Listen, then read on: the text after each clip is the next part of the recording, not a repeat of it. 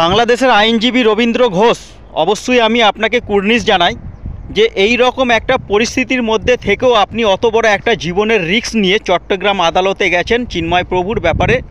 আপনি জামিন যাতে পায় সেই নিয়ে ভাবনা চিন্তা করে আপনি গেছেন, তার জন্য অবশ্যই আপনাকে কুর্নিশ।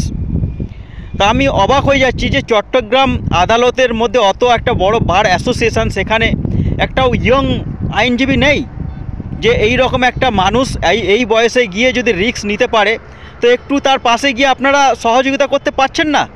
কতদিন এরকমভাবে ভয় খেয়ে নিজেকে জড়ো করে রাখবেন? এই বয়সের মানুষটা যদি চট্টগ্রামে পৌঁছে যেতে পারে, তো আপনারা চট্টগ্রাম বার অ্যাসোসিয়েশন থেকে পাশে একটু থেকে সহযোগিতা করুন একটি মানুষটাকে, যাতে চিন্ময় প্রভু জামিন হয়। এইভাবে তো চলতে পারে না, একটা মানুষকে বিনা বিচারে বিনা আইনজীবী সহযোগিতা দিয়ে তাকে এইভাবে জেলে পৌঁছানো, এটা তো ঠিক নয়। আপনার পাশে এসে দাঁড়ানো ওই মানুষটার পাশে একটু এসে।